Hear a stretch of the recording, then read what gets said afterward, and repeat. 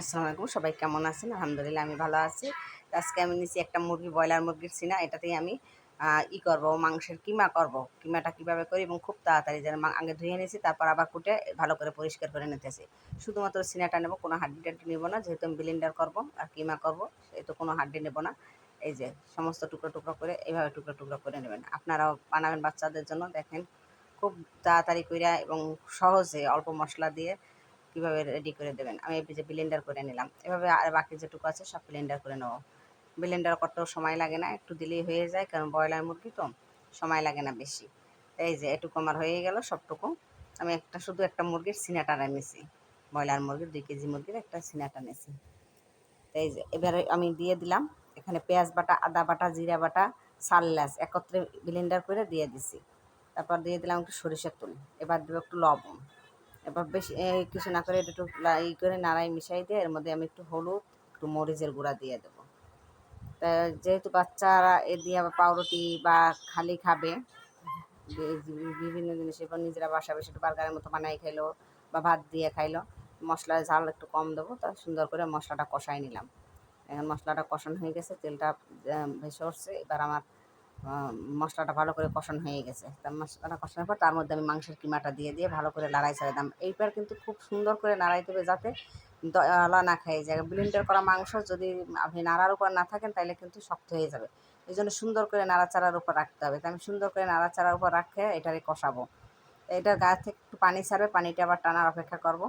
তারপর আমি ভালো করে কষাই নিচ্ছি মশলাটা, যাতে এইটার সাথে মিশে যায়, কোনো দলা না থাকে। ব্লেন্ডারে মাংস পাতিলে দিলে কিন্তু একটু দলা দলা এই জন্য ভালো করে নাড়ার উপর থাকতে হবে। আমি নাড়াচাড়ার উপর থাইকে এটারে ভালো করে কষাই নেব। পাতিলের পাশে লাগা দিছে, পানিটা বেরোয় আবার শুকিয়ে আসবে। তারপর আমি এর ভিতরে পানি দেবো। দেখেন পানিটা কিন্তু শুকনো শুকনো হয়ে গেছে। এই যে ঝুরঝুরে হয়ে গেছে কষানোতে, একদম ঝুরঝুরে হয়ে যাবে এরকম। এরপর পানি দিয়ে দেবো, কারণ আমার মাংসটা তো সিদ্ধ হয়নি। আমি সিদ্ধর জন্য এবার পানি দিয়ে দিলাম। আমি সালেলাইস টালাইস কোনো মশলাই আস্তা ব্যবহার করলাম না, সবটুকুই ব্লেন্ডার করলাম যেহেতু কিমা। পানি দিয়ে দিলাম অল্প করে, দিয়ে নিভা জালে একটু লেবুর রস দিয়ে দেবো, বেশি করে একটু লেবুর রস দিয়ে এটাকে ঢাইকে দেবো, যাতে ব্রয়লার মুরগির গন্ধটা না থাকে।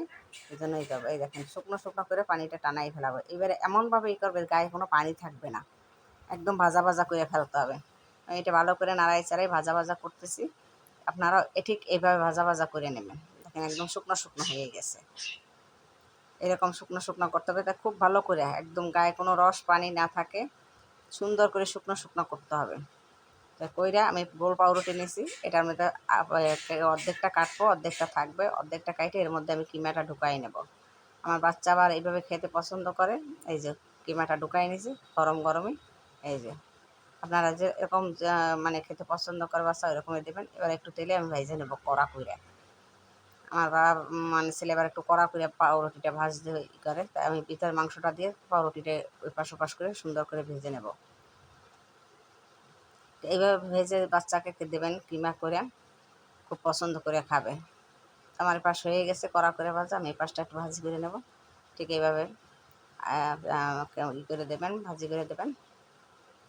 আমি একটা একটা করে এভাবে সব ভেজে নেবে। এই দেখেন ভিতরে মাংসটা এরকম থাকবে, সুন্দর করে এই পাশে পাশ করে করে নেবে। এই যে মাংসটা রয়েছে, আমার ছেলে কিন্তু করা করে আবার আলাদাও সে কিমা নিছে, সে খাবে। এবার সে